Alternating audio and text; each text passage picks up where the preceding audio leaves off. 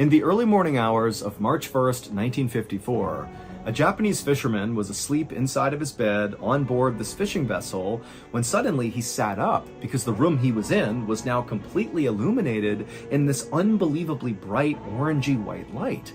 Now, he looked at his watch and saw it was too early for sunrise, and so whatever this light was, it was not the sun. And so this fisherman leapt out of his bed, he ran upstairs to the top deck, and he looked out towards these lights in the sky, and then the lights just vanished. And so for a minute, this fisherman and the rest of the crew were kind of relieved because they're thinking, okay, this seemed bad, whatever it was, but it's gone now. However, March 1st, 1954, a 20-year-old fisherman named Oishi Matashishi finally headed down to his bed on the lower deck of the fishing boat that he worked on, which was called the Lucky Dragon No. 5. Oishi was totally exhausted. He and the other 22 crew members had been working practically around the clock, 18-hour days for the last 6 weeks, trying to catch tuna, but so far, this trip had really been a disaster. They had gotten stranded on sandbars, there had been these terrible storms that had nearly capsized the boat, and then also they had lost a lot of their fishing lines when they got snagged on coral reefs. And so, as a result, their tuna hauls so far had been devastatingly low.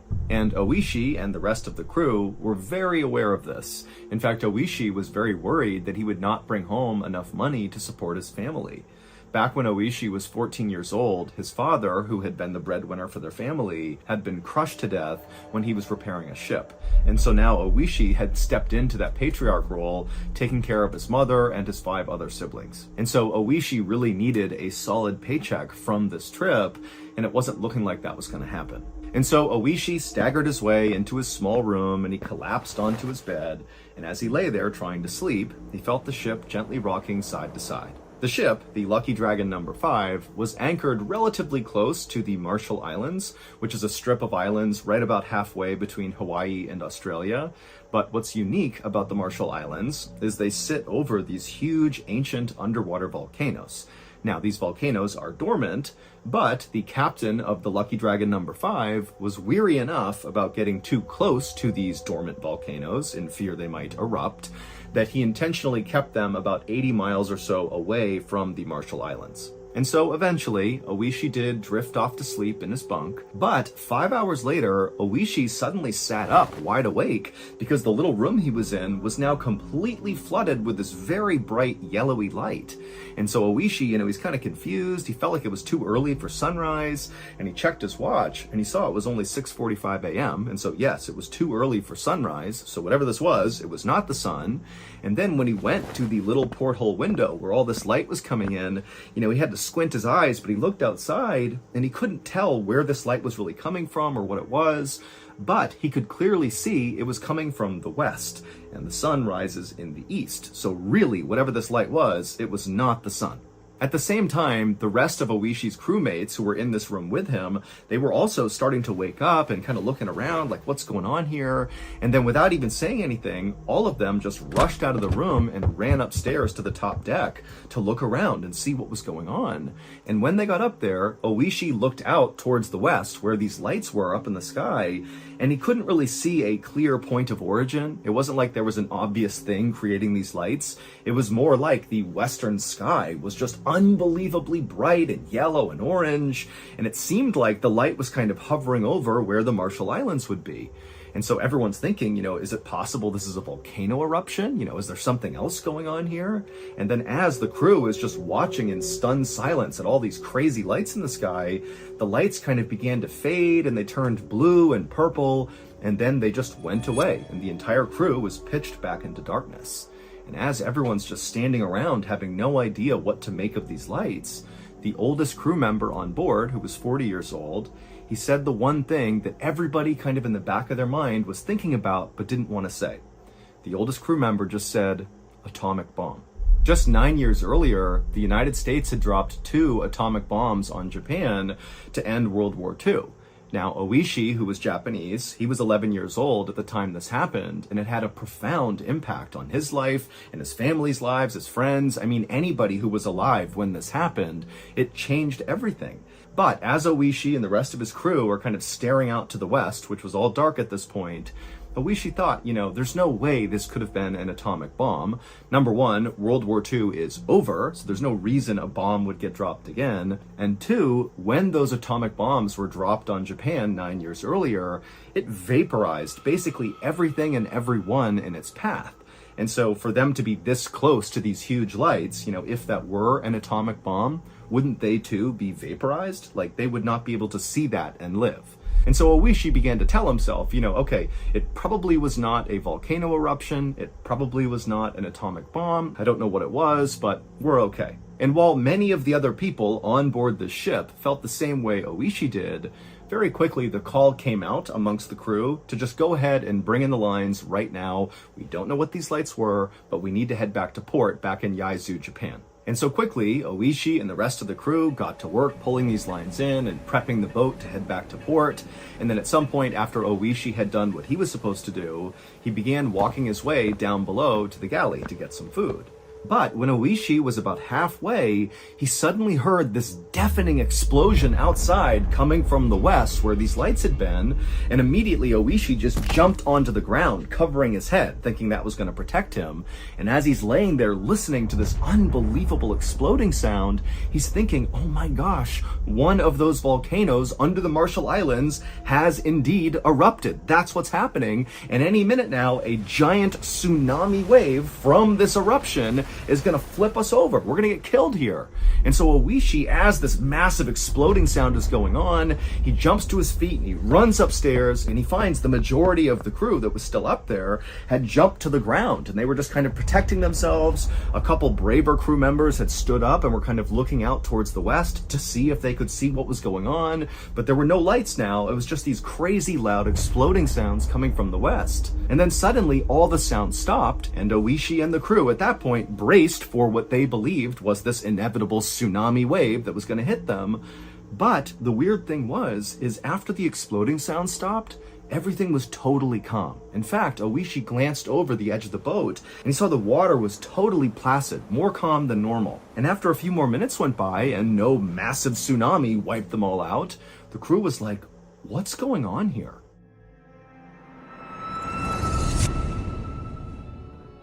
Thank you to BetterHelp for sponsoring today's video. In 2017, I was medically retired from the military, and at first, this was awesome. It was like finally I had my life back again. However, not long after becoming a civilian again, I started becoming restless, and before long, it was like everyone and everything around me just totally annoyed me for really no reason. And over time, this caused a lot of problems because nobody wanted to be around me. And the way I handled this was by isolating myself. Luckily, my wife saw what was happening to me and she encouraged me to go speak to a therapist, and I would. And honestly, it changed my life. My therapist told me the reason I was acting the way that I was is because I was really struggling to transition to civilian life, and also there was some serious trauma surrounding a near-death experience I had when I was in the military that I had not really come to terms with, and that was kind of bubbling up to the surface as well. And while it was kind of jarring to hear this from my therapist, once I was given this diagnosis, I was actually able to treat the symptoms and I got better. Now, therapy is not a one-size-fits-all solution. However, it's a great starting point for people who are just totally lost and don't know what to do. And if that's you, you really should consider giving BetterHelp a try. BetterHelp is a highly reviewed online therapy platform, which means you can get the help you need right from the comfort of your home. Get matched with a BetterHelp therapist after filling out a brief survey online, and then it's up to you how you communicate with your therapist, whether it's via messaging, phone, or video call. Also, you can switch therapists at any time for no additional cost. Go to our sponsor, betterhelp.com/mrballen for 10% off your first month of therapy with BetterHelp, and get matched with a therapist who will listen and help.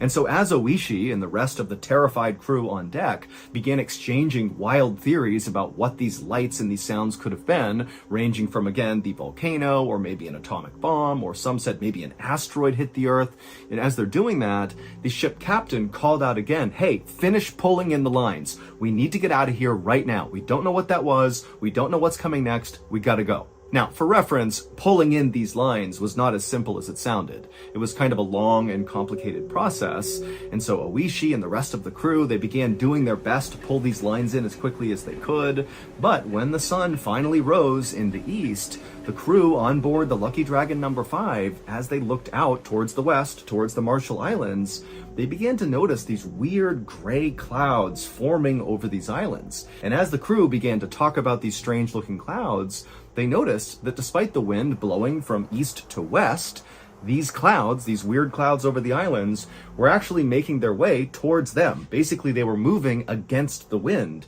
which made no sense. And so as these clouds got closer and closer, the ship captain was screaming at Oishi and the others to hurry up, get these lines in, we gotta go, we don't want to wait for this cloud. But it just was taking so long to pull in these lines, and before long, these weird gray clouds had moved directly over them and blocked out the sun. It was like it was nighttime all over again. And as soon as these clouds were right above them, Oishi and the others, they just stopped and looked up, and suddenly it started to rain. Except not normal rain. It was like this weird milky substance, like gray milky color, and it was also hot. And so Oishi put his hands out and he cupped all this weird liquid in his hands, and nobody knew what it was. And then before long, the rain turned into sleet, still kind of gray and milky, and then the sleet turned into what looked like snow. And so Oishi and the others, they had their hands out still, and they were catching these weird snowflakes, but they didn't melt in their hands. They just kind of pooled on their hand and just sat there. Now, Oishi and the others were definitely unsettled by the snow, and frankly by everything that had happened that morning. They really did not understand what was going on, but there was something kind of incredible about this weird substance that was coming out of the sky, to the point where many of the fishermen on board grabbed bags and saved some of this weird mushy snow stuff to bring back home, to maybe show their families and friends, or even to give to science to see if maybe they could study it and see what it was. And so after Oishi and the rest of the crew had kind of gotten over the novelty of this weird snow coming out of the sky, they just got right back to work pulling in these lines. And the whole time, remember, they're getting dumped on by this weird stuff that's not melting, and it's building up on the deck to the point where they have to stop what they're doing and shovel this stuff off the deck just to continue pulling in the lines. And for hours and hours they did that, just under this weird snowstorm. And then finally, right around noon, all the lines had been pulled in, and the ship's captain turned the wheel, and they began heading towards port. The next morning, Oishi woke up inside of his bunk on board the Lucky Dragon number 5. It would take several days to make it all the way back to port. And when Oishi woke up, he was suddenly struck with this intense nausea. And so he got up and stumbled his way into the bathroom, and just kind of out of instinct, he grabbed his toothbrush and began brushing his teeth. And as he did this, he had this weird feeling that his teeth felt like they were loose, that if he brushed too hard with his toothbrush, that he could knock his teeth clear out of his jaw. And then when Oishi spit into the sink, he saw there was all this blood. And so Oishi began to panic, and he opened up his mouth and he stared in the mirror to see if maybe he had lost some teeth, but his teeth looked okay. But again, everything felt wrong, and he felt so sick. And so Oishi, he left the bathroom and went upstairs to the top deck. And when he got up there, he saw many of the other members of the crew, and they looked terrible. Their skin was a weird gray color, and some of them had blisters all over their skin. And so to Oishi and to the other crew members, it now seemed kind of obvious that whatever was coming out of the sky, that weird milky substance and that weird snow that didn't melt, clearly it must be toxic in some way, or maybe it's led to some horrible allergic reaction. And so Oishi and the others began referring to the stuff that came out of the sky as death ash. And the fishermen who had gathered up a lot of this death ash into bags to bring back home were now too scared to even touch the bags. Like, they wanted to take the bags and dump the contents overboard, but the fear of interacting with that weird death ash was too much. And so there were these bags kind of draped all over the ship that nobody went near that contained this stuff. And over the next few days that the Lucky Dragon number 5 continued its journey towards port, Oishi and the rest of the crew members continued to get sicker and sicker. In fact, on one day, Oishi was outside unfurling one of the sails, and as he was hoisting this rope, he noticed the rope was covered in blood. And then when he looked at his hands, he realized it was because his hands were basically disintegrating as he was touching the rope, like his skin was just falling apart. And then in addition to his skin falling off, Oishi's hair began falling out in huge clumps. And he was not alone. Many of the other crew members on board the Lucky Dragon number 5 had the same things going on. It was like everybody was just totally deteriorating, and they all knew it had to be connected to whatever the heck they had heard and seen when there was that explosion and the lights and the stuff raining out of the sky. They didn't know what it was, but it could not be a coincidence. That happened, and now this was happening to them. And so finally, on March 14th, the crew of the Lucky Dragon number 5 pulled into port in Yaizu, Japan, and as they got off, they made this interesting decision to not tell anyone what happened to them.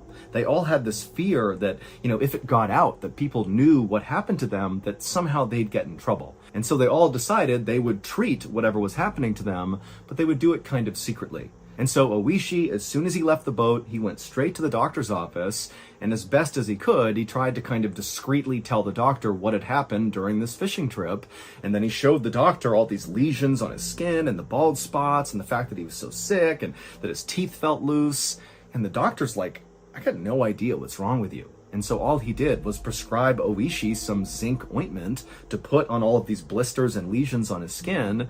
And he told Oishi that, this should work. It should clear everything up and you should be okay. But, come back if this ointment doesn't work. A few hours later, a woman was inside of her home in the port city of Yaizu, right near where the Lucky Dragon number 5 had docked, when she heard a knock on her front door. And so she put her broom up against the wall, she walked to the front door, she opened it up, and standing right outside was this horrible looking man who had gray skin and lesions all over him and all these bald spots, and he was smiling and his teeth were all red, like there was blood all over his teeth. And for a second she thought about slamming the door, but then she looked more closely and she realized it was her neighbor, Oishi. As soon as she realized this, she said, Oishi, what happened to you? And he just kind of shrugged his shoulders like he didn't have a way to explain all of this. And then he held out a small gray package and he just said, here's some extra fish that we caught on the last fishing trip I was on. I just wanted to give it to you.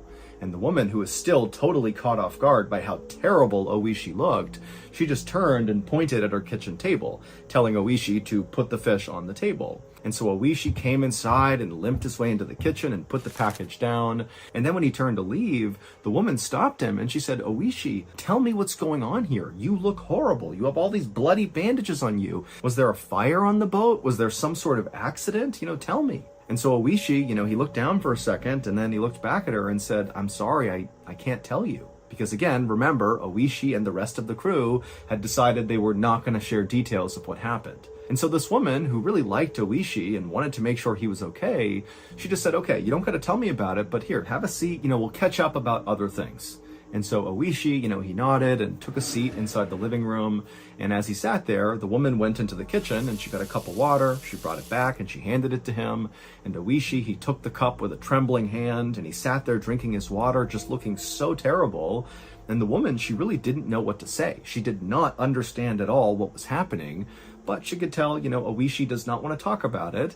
And so to kind of break up the silence, she just began talking about stuff she had heard on the news. And the big news story that everybody was talking about was the science experiment that was done out near the Marshall Islands. And when this woman talked about a science experiment and the Marshall Islands, Oishi dropped his glass and it shattered on the ground, and he just stared at this woman with a look of absolute terror on his face. And at this point, Oishi decided he was not going to keep his story secret anymore, and so he told his neighbor what had happened out on the water, the explosions, the lights, the rain, the snow, all of it.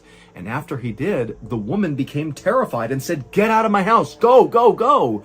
And so Oishi, he got up and he kind of ran out of the house, not really sure what was going on. And then the woman, after Oishi was gone, she turned and she realized the package of fish that Oishi had left was sitting inside of her kitchen. And so she screamed and she too ran out the door. Over the next few days, more and more of the fishermen from the Lucky Dragon number 5 began to talk about what had happened out on the water. And as those stories began to circulate, they began to make the news all over the world. And as this happened, fish markets all over Japan had to shut down and destroy thousands and thousands of pounds of fish in fear that it might have come from the Lucky Dragon number 5. And the reason why everybody was so scared of coming in contact with anything that had been on board the Lucky Dragon, whether it was the fish or the people, is because on March 1st, 1954, when Oishi was suddenly woken up by the bright light outside coming from the west, and then there was that loud explosion, and then the cloud and the rain and the snow, all of that was not a volcano, it was not an atomic bomb, it was not a meteorite, it was not a fire, it was that science experiment that was talked about on the news. The US military was testing a brand new weapon that is quite possibly the most lethal weapon ever made. It's called a hydrogen bomb, and for reference, hydrogen bombs are 1,000 times more powerful than atomic bombs. Now, they detonated this hydrogen bomb far away from all of civilization. However, the Lucky Dragon number 5 was just close enough to this explosion that the crew on board the ship became the first humans in history to experience something called fallout, which is when deadly radioactive particles from this explosion get thrown up into the sky from the blast, and then they rain down on you like snow. That weird material they were feeling that they called death ash, that's the fallout. It's all radioactive. And in fact, the actual material itself that was raining down on them was coral reefs. They had basically been liquefied from this hydrogen blast. They got shot up into the sky, and then that's what fell down on them. That's why it wasn't melting. It was coral reefs. And so the reason Oishi and the rest of the crew got so sick and their skin began falling off and their hair began falling off was because of their contact with this fallout, this death ash. And so once they began sharing their story of what happened out there and it began making the news, the crew of the Lucky Dragon was rounded up and sent to a special medical facility where they were quarantined, and unbelievably, only one of them died. He was the oldest crew member who had brought up that maybe the lights they had just seen was an atomic bomb. But even though the rest of the crew survived, they would spend the rest of their lives battling strange diseases and cancers, and many of them would become sterilized, and those that weren't, their children often had birth defects. As for Oishi, he gave up being a fisherman and instead became a dry cleaner, but he wound up spending the bulk of the rest of his life being an anti-bomb advocate and author until his death in 2021, when he would pass away at the age of 87.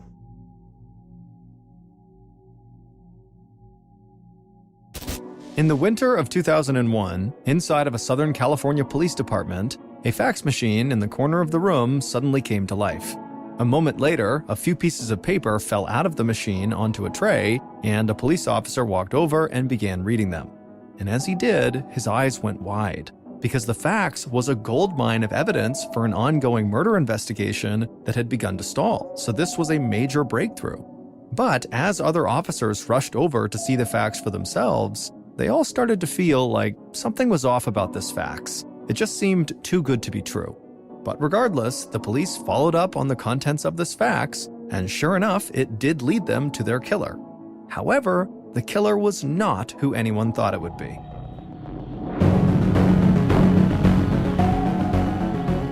So that's going to do it. If you enjoyed today's story, be sure to check out our podcast called the Mr. Ballen Podcast, where we have hundreds more stories just like this one, but many of them are only on the podcast. Again, that podcast is called the Mr. Ballen Podcast, and it's available on Amazon Music.